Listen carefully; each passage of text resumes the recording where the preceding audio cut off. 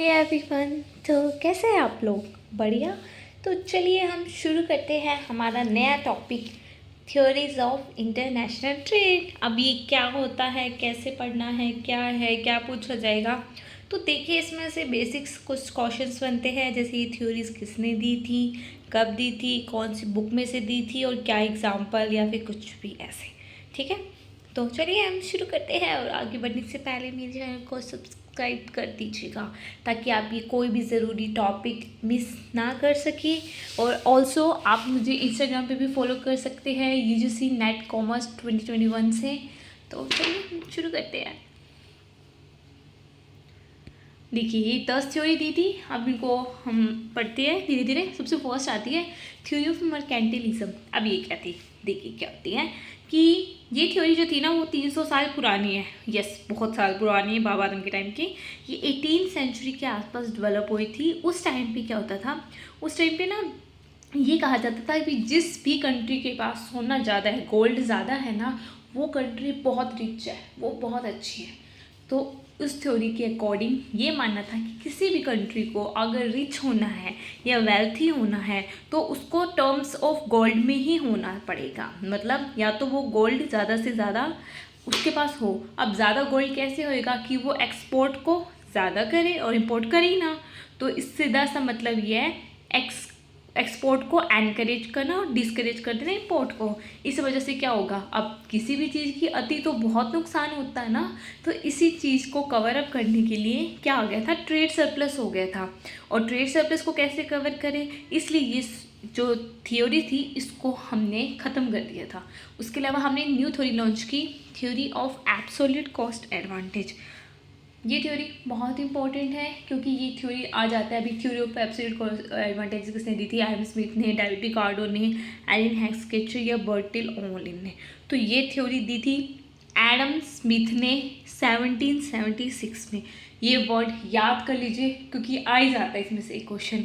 ठीक है, और ये थ्योरी उसने अपनी बुक दी थी, बुक लिखी थी। उस बुक में उसने ये एक्सप्लेन किया था, और वो बुक का नाम था an inquiry into the nature and cause of wealth of nation. ये बुक दी थी, उसमें उन्होंने इसके बारे में रेफर किया था। ठीक है, अब ये थ्योरी में उन्होंने और क्या बताया था, उन्होंने इसमें लीज फेयर पॉलिसी का यूज़ किया था। मतलब लीज फेयर का मतलब होता है लेट मेक फ्रीली, सब चीज़ को फ्रीडम दे दो, फ्रीडम हर चीज़ की, एंटरप्राइज करने की, कॉमर्स करने की भी, सबको खुला छोड़ दो। अब आप इन पे कंट्रोल ना लगाओ किसी भी चीज़ पे, किसी भी कंट्री पे, ताकि वो अच्छे से एक्सपोर्ट इंपोर्ट कर सके। ठीक है, तो जो गोल्ड की वजह से जो मर्केंटिलिज्म में जो एक्सेस जो था वो हो गया था, उसको कवर अप करने के लिए ये कहते थे सबको फ्री कर दो। ठीक है, ये थ्योरी बोलती है कि जिस भी कंट्री के पास जो चीज़ वो ज़्यादा अच्छे से प्रोड्यूस कर सकती है और उस चीज़ की कॉस्ट कम पड़ती है, वो चीज़ प्रोड्यूस करना चाहिए। सबसे अच्छा एग्जांपल है इसका, हमारे इंडिया में सॉफ्टवेयर बहुत अच्छे बन सकते हैं और कम कॉस्ट पे, क्योंकि यहाँ लेबर बहुत ज़्यादा है, इंडिया की पॉपुलेशन ज़्यादा है, लेबर भी बहुत ज़्यादा है। तो आपको कम कॉस्ट पे अच्छे लेबर मिल जाते हैं। तो इसलिए हम इंडिया इस मामले में अच्छा है, तो वो एब्सोल्यूट एडवांटेज है उसके पास। ठीक है, और इसका दूसरा एग्जांपल है जापान में ऑटोमोबाइल्स। जापान ऑटोमोबाइल्स के लिए जानी जाती है, वहाँ की ट्रेन या ऑटोमोबाइल इंडस्ट्री बहुत टॉप पे है। ठीक है, और स्विट्ज़रलैंड वॉचेस के लिए जाना जाता है। ठीक है, उसके बाद आई थी थ्योरी ऑफ कंपैरेटिव एडवांटेज। ये थ्योरी दी थी भी जब एब्सोल्यूट कॉस्ट एडवांटेज हर कंट्री के पास नहीं होता। कई बार किसी भी कंट्री के पास वो चीज़ कम होती है, कोई चीज़ अच्छी बना पाती है, कोई चीज़ नहीं बना सकती। इसीलिए कहा गया था theory of comparative advantage launch की गई। ये थ्योरी कौन लेके आया था, डेविड रिकार्डो ये थ्योरी लेके आया था 1817 में अपनी बुक में, और उस बुक का नाम था principle of political economy and taxation. ये क्या बोलता है, इसने एब्सोल्यूट एडवांटेज को खारिज कर दिया था। ये उन कंट्री के लिए जिस कंट्री के पास कोई भी एब्सोल्यूट एडवांटेज था ही नहीं। वो कहता है अगर आपके पास, चिंता मत करो, अगर आपके पास एब्सोल्यूट एडवांटेज नहीं है तो आप कंपैरेटिव एडवांटेज का यूज़ कर लो। कैसे समझते हैं, देखिए थोड़ा सा आप ध्यान से समझिएगा इसको, क्योंकि ये भी आ जाती है और समझना ईजी हो जाएगा। अब इसको कैसे समझते हैं, शॉर्ट में देखो, दो कंट्री है, इंडिया और नेपाल। ठीक है, इंडिया और नेपाल दोनों राइस भी प्रोड्यूस करती है और वीट भी, पर केजी पर यूनिट में होता है, ठीक है। दोनों के पास 100 यूनिट आती है लेबर की, हाफ को प्रोडक्शन के लिए राइस की यूज़ करती है और हाफ अपनी वीट के लिए लगा देती है, ठीक है। अब देखो 1 केजी पर यूनिट, मतलब 1 केजी वो उसको राइस बनाने के लिए इंडिया में 10 लेबर की ज़रूरत पड़ती है, जबकि नेपाल में वो 1 किलो जो राइस होते हैं, ये 1 केजी राइस जो होते हैं वो 5 लोग बना देते हैं, ठीक है। लेकिन वीट के लिए उसको 7 की ज़रूरत पड़ती है और नेपाल में 9 की। अब कंपैरेटिव एडवांटेज बोलता है कि अगर जिस चीज़ में आप अच्छे हो, आप वो चीज़ तो आप प्रोड्यूस करो, और जो चीज़ में आपको महंगी पड़ रही है उस चीज़ को आप क्या कर लो, इम्पोर्ट कर लो। तो इसीलिए अब मैं आपको दिखाती हूँ कि जो इंडिया है वो राइस जो होती है वो 10 है, ठीक है, मतलब 10 बंदे मिलके 1 किलो राइस बनाते हैं, जबकि नेपाल में 5 बंदे बना लेते हैं।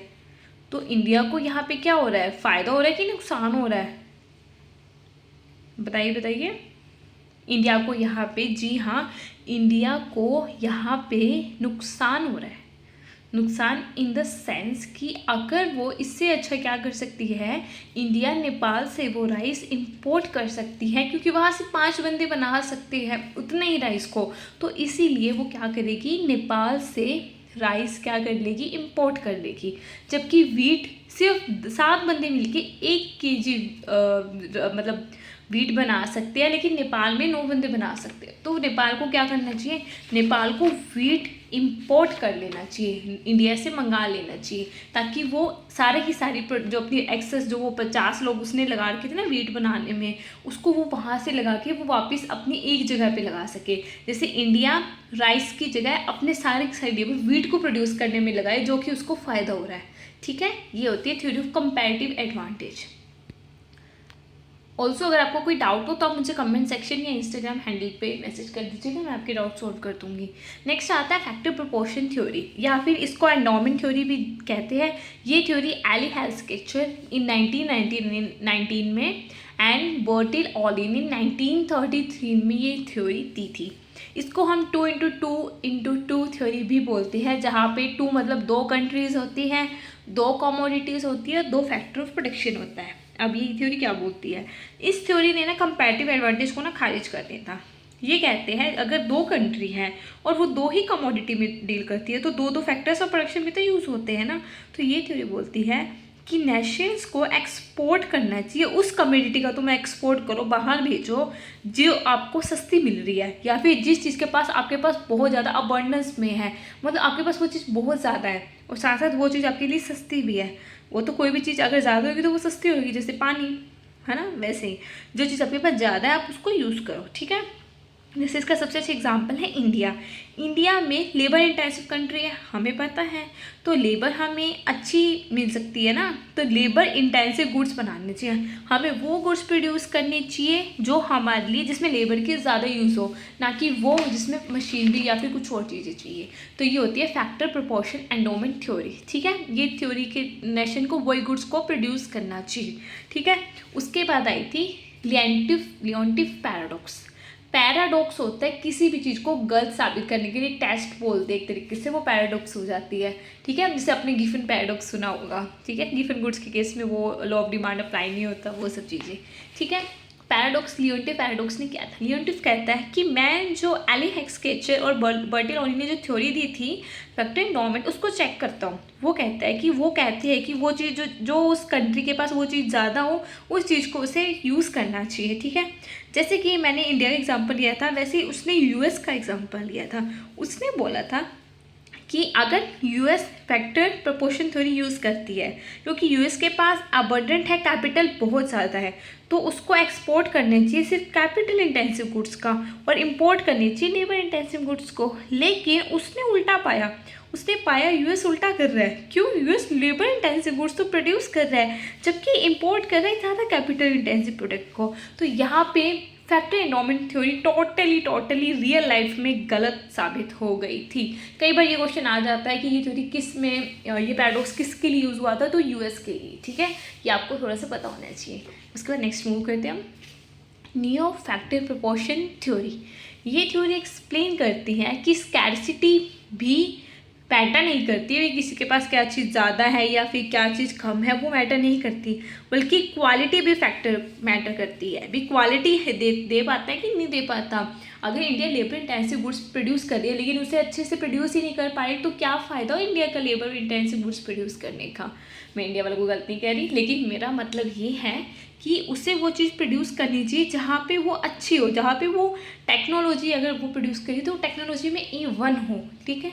जैसे कि इसलिए इन्होंने इसको 2x2x3 कर दिया था, जहाँ पे उन्होंने एक एक्स्ट्रा जो 1 इंक्लूड किया था वो था किसी भी बंदों की, वहाँ की कंट्री की लोगों की स्किल्स क्या है, वहाँ पे इकोनॉमीज़ है या नहीं है, वहाँ की रिसर्च एंड डेवलपमेंट कितनी अच्छी है, वहाँ की ह्यूमन कैपिटल कितनी अच्छी है। तो इसलिए इसको न्यू फैक्टर प्रोपोर्शन थ्योरी कर दी थी, क्योंकि उसने ऐड कर दिया था एक फैक्टर को। ओके, नेक्स्ट आता है कंट्री सिमिलैरिटी थ्योरी। अब ये थ्योरी क्या आती है, ये थ्योरी दी थी स्टेफन बी लिंडर ने, ये थ्योरी दी थी। उसने ये बोला था, उसने 2 कैटेगरीज बना दी थी, प्राइमरी प्रोडक्ट की एंड मैन्युफैक्चर प्रोडक्ट की। वो बोलता है, उन्होंने शॉर्ट में बोला था कि 2 कंट्री का डिमांड फैक्टर जितना ज़्यादा सेम रहेगा वो उतना ज़्यादा उन दोनों के बीच में आपस में ट्रेड ज़्यादा होगा। भी सेम सिमिलैरिटीज़ होएगी ना, उतना ज़्यादा उनका मतलब डिमांड ज़्यादा होएगी। जैसे चाइना या जापान की हम कह सकते हैं अपना सेम है उनका डिमांड फैक्टर, उनकी तो उनमें प्रोडक्शन या फिर उनमें आपस में ना इम्पोर्ट एक्सपोर्ट अच्छा है, ठीक है। अब जैसे इंडिया और अपन मान सकते हैं कि जो अपने आसपास जितने भी देश हैं, जैसे इंडिया और चाइना में थोड़ा थोड़ा सिमिलैरिटीज़ हैं, लाइक टॉयज़ के मामले में, टेक्नोलॉजी के मामले में, तो अपन वहाँ से एक्सपोर्ट इंपोर्ट करते हैं। जैसे इसका सबसे अच्छा एग्जांपल है अपन बांग्लादेश भूटान साइड, इधर अपन ज़्यादा करते हैं इंपोर्ट एक्सपोर्ट, क्योंकि अपने सेम है सारा, ठीक है। तो वो चीज़ें इफेक्ट करती है। लेकिन उन्होंने क्या बोला है कि इन्होंने 2 प्रोडक्ट लिया था, प्राइमरी एंड मैन्युफैक्चर प्रोडक्ट। जो प्राइमरी प्रोडक्ट थे जैसे कि अपना वीट वगैरह, उसके केस में क्या होता है कि कॉस्ट जो होती है ना उनको बनाने की, और जो फैक्टर्स होते हैं वो इफेक्ट करेंगे कि ट्रेड कितना होना चाहिए, भी कितने में आप वीट प्रोड्यूस करते हो, वो सब चीज़ें आप देखोगे। लेकिन अगर मैन्युफैक्चर गुड्स की बात आ जाती है, जैसे कंप्यूटर या फिर कोई भी इलेक्ट्रॉनिक गुड्स या मैन्युफैक्चर गुड्स, उनमें कॉस्ट कैसे डिटरमाइन होगी कि कितनी सिमिलैरिटीज़ है दोनों कंट्रीज़ के बीच में, ठीक है। और उसके बाद आती है हमारे द न्यू ट्रेड थ्योरी।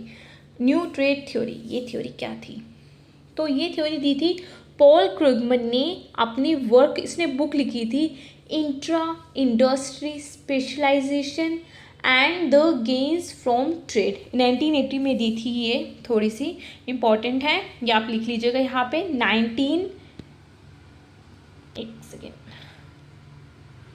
1980 में ये थ्योरी प्रपोज की गई थी, ठीक है। इसमें उन्होंने इकोनॉमिक्स का यूज़ किया था कि किसी भी मतलब किसी भी कंट्री का ट्रेड पैटर्न या उनकी मार्केट जो होती है वो परफेक्ट नहीं होती है, कम्पिटिटिव नहीं होती है, और उनकी इकोनॉमिक्स जो होती है ना वो इफेक्ट डालती है उनके प्रोडक्ट के ऊपर, ठीक है। इकोनॉमिक्स 2 तरह की हो जाती है, इंटरनल भी हो जाती है और एक्सटर्नल भी हो जाती है। इंटरनल की किसी भी फॉर्म की स्पेसिफिक क्या होती है, और एक्सटर्नल मतलब उसकी इंडस्ट्री स्पेसिफिक क्या होती है, वो भी इफेक्ट डालती है। हमें इतना डीपली नहीं पढ़ना, बट हमें बस पता होना चाहिए। नेक्स्ट आती है international product life cycle theory.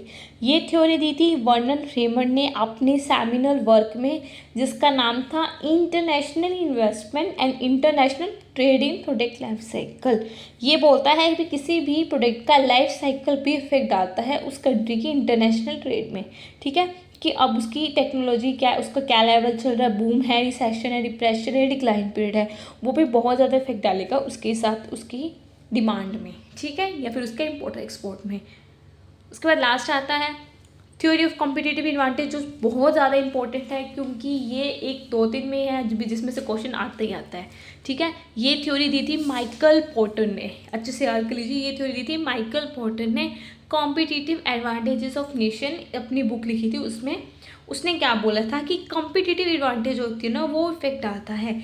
इस मॉडल में उसने इसको डायमंड मॉडल बोला था। क्या बोला था, कभी आ जाता है कि डायमंड मॉडल किसको बोलते हैं, तो वो इसको बोलते हैं, क्योंकि उसने 4 डिटरमिनेंट लिए थे।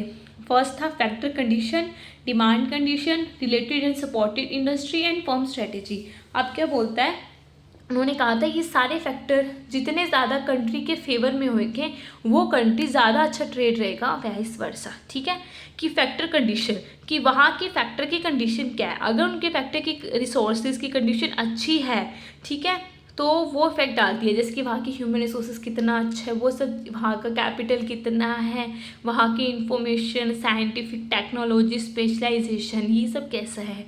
ठीक है, डिमांड कंडीशन में वो देते हैं भी डोमेस्टिक कितनी डिमांड है। ठीक है, साथ साथ उसके नेचर क्या है, उसका ग्रोथ कितनी ज़्यादा हो रही है, वो भी इफेक्ट डालता है। साथ में उसकी सपोर्टिंग इंडस्ट्रीज़ कैसी है, उसकी लोकल इंडस्ट्री किसकी, उसके कॉम्पिटिटर कैसे है, कितना कॉस्ट इफेक्टिवली काम कर रहा है, क्वालिटी कितनी जल्दी वो डिलीवरी करता है, कॉम्पिटिटिवनेस, सब कुछ देखेगा। एंड लास्ट इज फर्म की स्ट्रैटेजी, स्ट्रक्चर एंड राइवलरी। अब ये क्या होता है, देखिए मतलब कितना ज़्यादा उसका लोकल राइवलरी, कितने दुश्मन है उसके, कितने ज़्यादा उसके कॉम्पिटिटर है जो उसको इफेक्ट डाल रहे हैं, वो सब चीज़ें भी इफेक्ट डालते हैं। और इन चार के अलावा पोर्टर ने क्या कहा था, जैसे गवर्नमेंट की पॉलिसी वो भी बहुत ज़्यादा इफेक्ट डालेगी। तो इसलिए ये सारे फैक्टर्स हमें कंसीडर करने चाहिए। जितने ज़्यादा फैक्टर्स आपके फेवर में होंगे उतनी अच्छी आपकी ट्रेड रहेगी, सिंपल बात यही है।